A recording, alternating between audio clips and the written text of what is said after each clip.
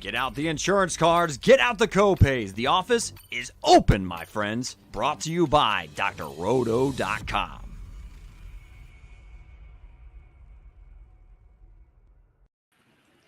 What is up, and welcome into a very special off-season edition. We are the One and Done Show. We are your fast break of college basketball information. I am your host, Eric Romoff. You can catch me on those Twitter streets at FantasyNav, and he is the captain of our ship.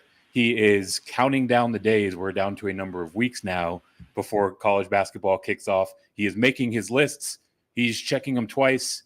He's putting up TikToks, and man, they are nice. He is MC Holland34 on Twitter. He is Mr. Mike Holland. Mike, how is it going today? It's going great, man. I can't believe it's September 1st. Like, where did the last 8 months go? It's been a fun off season to cover college basketball. It's college athletics in general really starting to pump up here with the fall sports coming into action. College football started up. We got a little taste of that last week. Getting a lot of it here starting today all the way through Monday, Labor Day. So going to be sitting back and watching a bunch of football. NFL's around the corner, but that just means college basketball is around the corner from that. We're about 2 months out. We've been talking to a lot of beat reporters across the country this summer, just checking the pulses of different teams out there and just getting a feel of kind of what's to come this season. So if you haven't checked out some of our stuff that we've been doing, our guy Jay Heinrich, he's doing our top 20 countdown of players returning this year. We also just did our ACC preview, so that's been a lot of fun. Just kind of go by conference here, just talking college hoops. But I think today we're super excited. We got a really special guest, and we're going to dive into some MAC conference action today. I believe it's been one of the more underrated conferences over the last couple of seasons, and today we're going to talk to the coach that's turned Toledo into one of the best mid-major programs in the country. The Rockets have averaged over 22 wins over the last 5 seasons. This year they have one of their most talented and deepest teams yet, so it's my pleasure to introduce our guest on today's show, and that's the head basketball coach of the Toledo Rockets, Coach Tod Kowalczyk. Coach, thanks for joining us. How are you today? I'm doing great, Mike and Eric. Hey, thanks for the introduction. Very kind of you. Absolutely, Coach. We are absolutely thrilled to have you on board with the One and Done Show today. And for us personally, we love covering the Toledo Rockets. We love some action. But for any of our viewers or listeners out there who might not be as plugged into this program, from you, I want to know right off the top, what's something about this team, this program, this university that you don't think maybe gets as much national coverage as it should? Well, I think, what we're probably most proud of is just our consistency. Over the last 10 years, we have the most wins in the MAC, both in conference and overall. And every year we've been in the thick of a championship hunt. And the last 2 years we won back-to-back championships. We're going for 3 in a row. And we've been consistent, not just consistent on a year-by-year basis, but during the season last year, I thought we were one of the most consistent teams in the country. Played really well. Weren't the deepest team, but boy, our starting 5 was special. Yeah, Coach, it was a lot of fun to watch. I mean, you're entering your 13th season. You've had a lot of success here. You talked about it coming off back-to-back outright MAC championships. That's the first time in school history that's happened. Do you think the bar has been raised higher going forward? And what are some of the things that you brought to Toledo from your time at Green Bay? Well, I think the bar has been raised, and expectations are extremely high. And we embrace those expectations. They're an honor and a privilege for us. So, I think what we brought with from Green Bay was great to me. I worked for a great AD named Ken Butoff.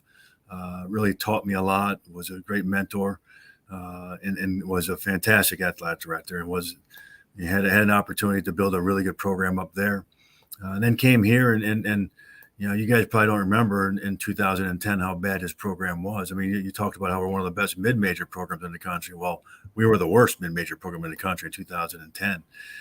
One of the most penalized teams in all of college athletics our first 3 seasons by things that we inherited. And we turned it around, and we did it with, building a culture of really good guys that work hard. And I think basketball wise, what you'll find is just we're a team that plays hard, plays together, but we're extremely skilled every year. That's what we like. We like to recruit guys that are skilled and can shoot the basketball, and that's what we've been very good at. Absolutely. And what you've built at Toledo is incredibly impressive. For those of you checking in on YouTube, show Coach some love for the work that he's put in as the head man at the Rockets. Hit that like button. Coach, I want to talk about one of our favorite players from last season, Ryan Rollins, who was selected 44th overall in the NBA draft. Really feels like the Warriors, went up and got him. He's now carrying a guaranteed contract. So want to know from you, what was the level of excitement to see his name called in the NBA draft, and what does he represent for your program? He's everything for our program. Was a great student, great person, great teammate, and obviously extremely talented. To be honest with you, Eric, we knew when we recruited him, we got a guy that we really thought was going to be an NBA player. And we talked about it in the office on a daily basis. Hey, this kid's a pro, and we got to make sure we keep him close to home. And we're very thankful that he decided to come, and he came for the right reasons. He could have gone to perceived higher levels of Big Ten schools. And I think he'd be the first one to tell you he probably wouldn't be drafted right now playing in the NBA if he didn't come to a place like Toledo or come to the University of Toledo. He was given a great opportunity right from the start to showcase his skills and his athleticism. I didn't think he'd leave after 2 years. That surprised me. I thought he was an NBA player, but I didn't know it'd be after 2 years. But we thought, after last summer and the early fall, that we may need to speed things up. So we started to accelerate his graduations to have him graduate in 3 years. He's a phenomenal student. And he was taking, 18 to 21 credits a semester to try to graduate in 3 years. Well, lo and behold, he didn't stay for 3 years. So but he promised us that he will, and he promised his mother, more importantly, Tony Rollins, is going to make sure he comes back and graduates, and he will. But just a great person. And even though he's not here, he's still impacting our program.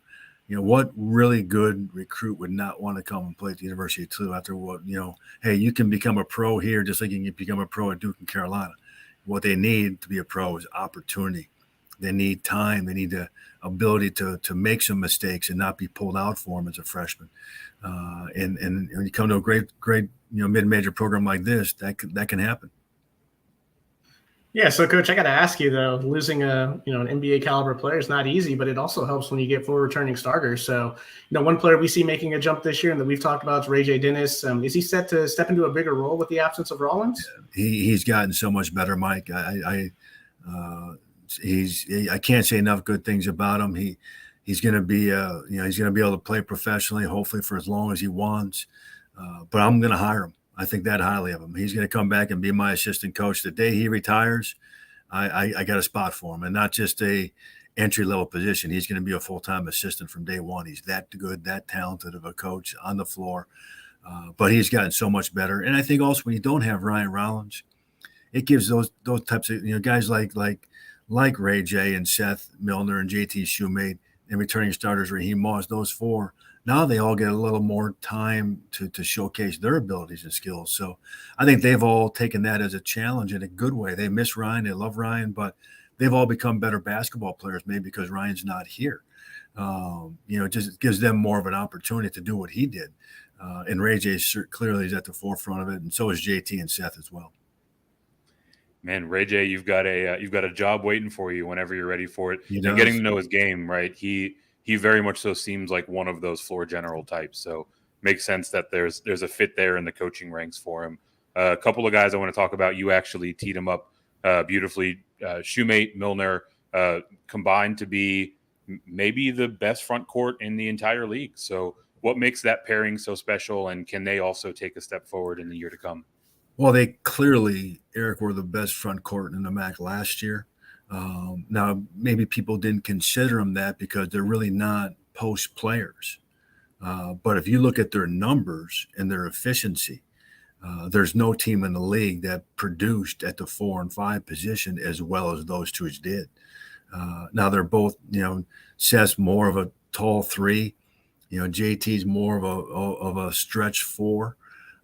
They're not centers, but they are just really good basketball players. But I think we learned our lesson. I'm a huge fan of NBA basketball. I have some favorites that I really follow, and probably 2 in particular. Quinn Snyder and Eric Spoelstra are the 2 that I like to study and watch them play, and obviously with the Celtics success this year. But you look at, and even the Golden State Warriors, which they're not. They had 4 guards on the floor and Draymond Green for a great deal. When it came down to winning time, that's how they played. People aren't playing with back to the basket, big, thick, strong guys.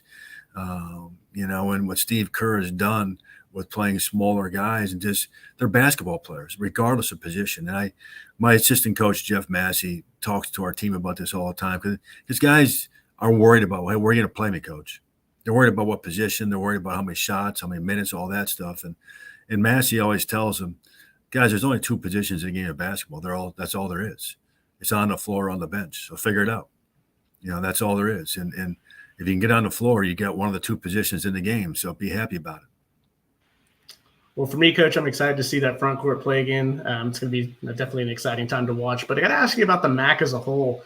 The MAC hasn't received an at-large bid since '99. So typically the path to the postseason, the NCAA tournament, has been through the MAC postseason tournament. So, just looking at your schedule here, you've got, strong mid-majors, UAB, George Mason, Richmond, and some others. What are some difficulties that mid-major programs face when scheduling? And do you think this type of schedule makes it possible for a MAC team to get into an at-large bid? Well, my retired athletic director, Mike O'Brien, was on the NCAA selection committee. He was a big influence on my career here and has been an awesome friend and one of the best ADs clearly in the country. And he kind of gave me some advice about scheduling. You have to have an intent of scheduling. It's his language. When you play a team, like when you play Marshall, your intent is good. Now, last year Marshall had a bad net ranking, but that's the first time in a long time. Our intent of scheduling Vermont at Vermont, George Mason at George Mason, and then at Northern Iowa, we clearly have an intent. And then one of the best mid-major programs probably thought of this year is UAB as well, playing them in a neutral site game. We have reached out to every Power 5 and Power 6 in basketball, the Big East as well. And it's kind of funny, guys, the response that we're getting. I can't say some of the things that they're saying because there might be some children listening, but it's a lot of a lot of things coming back, and there's just no way they're going to play us. And I just wish there was some Power 5 that would play us. We'll go to them. We have plenty of dates. We still have one game to get. We're going to hold out maybe till November, and if we can't get it, we'll fill it with a non-Division I. But we're looking for a really good game because we want to increase our opportunity and chances. And Mike, you mentioned we haven't been a two-bid league since 1999. I think our commissioner kind of gets upset when us coaches say we're a one-bid league. We are. That doesn't mean you can't have a two-bid team. 2018-19 Buffalo. And I'm biased. I know a lot about this league. I would argue with the historians of this conference that was the best team ever in the history of the MAC, in my opinion. I'm not saying that's just my opinion, and I think you could argue that. I think they were certainly a two-bid team. Even though we're in a one-bid league, they were going to get in, but they won the tournament. They just did. So I think this year's Toledo team can be a two-bid team. Maybe there's one or two other ones that can be if they break right, but we're clearly a two-bid team. So we now have to go out and win some of those games in order for us to do that. And I would like to see us become a regular two-bid, conference. But I think that's going to take more commitment from our presidents and our athletic directors for all the schools, not just Toledo, but some of the teams that aren't as successful. They need to invest more in men's basketball if we want to truly be considered a two-bid league. Man, if we weren't excited for some action before, we absolutely are. I love a little schedule talk, and the point that you brought up that absolutely shines through all of this. You very clearly set out with an intention and a strategy, and you are executing on that flawlessly. So kudos to you there. I want to talk about some of the additions that you've made to this team over the course of the offseason. I mean, to put it flatly, you've been busy, right? You went out, you added Tyler Cochran, you added Dante Maddox, you added Andre Lorenzen, all guys that have plenty of college experience, brought them in by way of the portal. So I want to hear about those three specifically. How are they transitioning into the program? And what's your point of view on how you can best leverage the transfer portal? Well, it all started with our returning starters, and I'm include Ryan Rollins. Those five, when after the season and we started to see some of the portal things that were going to happen, I had a meeting with just my assistant coaches and those five guys. Because when you have a really good team and everybody back, what are we really looking for? Does Ryan Rollins want to go from 19 points to 24 points? Or does he want to go from 19 points to 16 points, but be more efficient in his shooting, have a better year, he got less shots, and win a lot more games and go have a deep run in March? And they all agreed that's what they wanted. They wanted to each sacrifice something. Because if we're going to bring in Tyler Cochran and Dante Maddox, two really prolific scoring guards, they're going to have some opportunity to play. So last year's bench, to be honest with you, it was too young. Probably made some mistakes in roster there. Talented, but just weren't ready. And I think they are ready now as sophomores. But adding those 3 transfers has been huge. And I can tell you, when you first mentioned it, Eric, I had a big smile on my face because those 3 guys are good. And Tyler Cochran, in 2 of the 3 we recruited hard out of high school, so we knew the family, we knew the character, we knew a lot about him. It was an easy transition in recruiting. Tyler Cochran was a really good player at Northern Illinois. Mark Montgomery, a good coach, got fired, so he went to Ball State. Well, then James Witsford gets fired.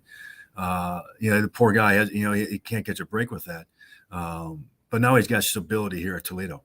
And then Dante Maddox went to Cal State Fullerton. We thought we had him out of high school. He made a non-basketball decision, just wanted to experience California, but came back, and we're really excited about him. And Andre Lawrence, who you mentioned lastly, he didn't play much at St. Louis, but talking with their staff, they valued his skill level. It just didn't fit how they play. They're really good, and Travis does a great job. We just play differently. We're much more skilled than they are, and he fits us. He's going to play and be a good player. He can really, really shoot it. He's 6'9". He can play two different. He played both the 4 and the 5. I'm excited about him. Well, Coach, you mentioned not a lot of depth last year. Well, looking at this roster now, you got to be excited. Looks like you can play a bunch of different ways. So really looking forward to that. But this summer, we kind of got to see this team in action. Got the 3-game tour in Puerto Rico. What was that experience like, and what were some of your biggest takeaways from that trip? Well, it was the basketball always comes down to, I know on these trips, I've heard probably other coaches say the same thing. All the basketball really is the 10 practices leading up. When we go on these trips, we don't practice. We give them a great deal of freedom. We're there to have fun and build, chemistry. We're not there to practice. The competition usually is not great on those trips, although Puerto Rico was a little bit better than we had in Greece and Italy or Spain. And I wasn't really worried about watching those 4 returning starters. I wanted to see, EJ Farmer and AJ Adu, 2 guys that were really high on that AJ's been hurt for the last 3 years, and EJ Farmer was a freshman that showed great promise, but just wasn't quite ready in some areas. EJ's had a phenomenal offseason and a really good summer, played really well in Puerto Rico, and he's earned, the right to be talked about as a guy that's in the same breath as, some of the guys that we talked about earlier, Raheem Moss and Tyler Cochran and Dante Maddox. EJ Farmer's going to help us this year. Yeah, both those guys really had quite the showing in your trip to Puerto Rico, and I saw a couple of videos on the team's Twitter feed of the guys going down El Monstro. So did you jump on? Did you take a ride on the zip line, or did you leave that for the kids?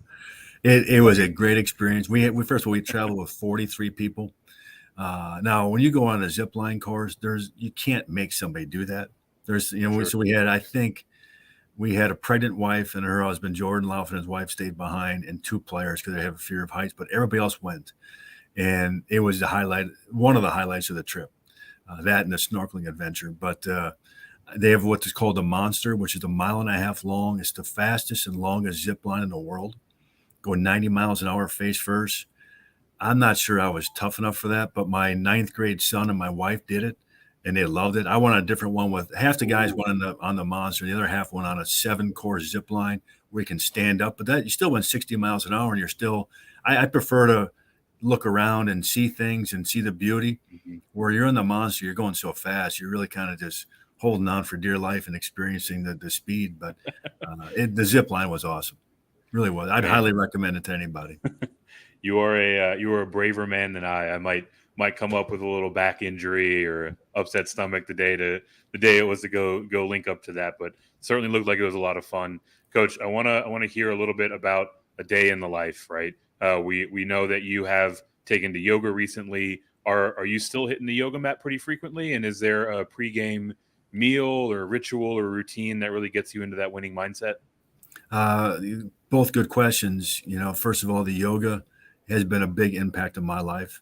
I tell people this, and I don't mean to overstate it, but it's made me a better husband, a better father, and a better basketball coach.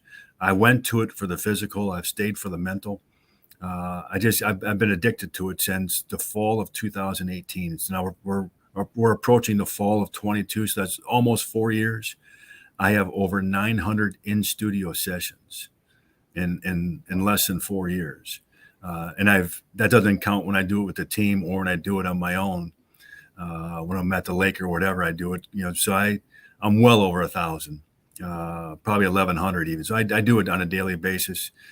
As far as pregame rituals, I'm very superstitious. Eric, I'm a creature of habit, man. I don't stray much from it. If you ask me if we had a 7:00 game, if you ask me, give me what you're doing at 10 o'clock, 11 o'clock, 12, I can tell you exactly right now what I'm doing in the middle of February on those game days. Yeah, I'm the same way. Absolute creature of habit. So My wife's trying to get me to break that mold, I think. But finally, before we get you out of here, Coach, what's the best part about being the head coach at Toledo? This community is awesome. I mean, I think I've talked to so many people who are like me, who are not from here, that got jobs in this community, thinking that they're going to be here for a 3, 4, 5 year stretch and move on, and it just sucks you in. We have dear friends here. It's a city, the community, the metropolitan area is about 650,000 people. So it's got a lot of cultural events, a lot of fun things, a lot of social things. We're 45 minutes from one of the best airports in the world, the Detroit airport, which is phenomenal for parking and for travel. We have a lake house an hour from here. So it's just a great place to live and raise a family. And we're very blessed to be here. We have just like every program, we have some core values, and our number one core value is being thankful. And I couldn't be more thankful for working for a great AD like Mike O'Brien for as long as I have. We got Brian Blair here now, who I think the world of, and this has just been a great community. Coach Kowalczyk, we aligning with those core values are thankful that you put some time out of your busy day to spend with us on the One and Done show. I know that your players, that your fans, the Toledo faithful, are very thankful to have you at the helm for the men's basketball program. If anyone's looking for a couple of good follows, check out Coach or the team over on Twitter, Coach_Kowalczyk, Toledo_MBB. One of my favorite follows. And if you are not already, get in on some action. It is one of our favorite conferences to cover. And the Toledo Rockets look to be the cream of the crop yet again. Also, if you're not already, get over to drroto.com, get yourself subscribed. You'll get access to all of Mike's in-depth college basketball analysis. We're into a matter of weeks, so the clock is ticking ever louder. Get yourself subscribed. Get into our members-only Discord. Let's get this bread. Thanks for stopping by the office. Get your fantasy prescription by subscribing to the channel and checking out drroto.com. And until the next visit, be well and take care.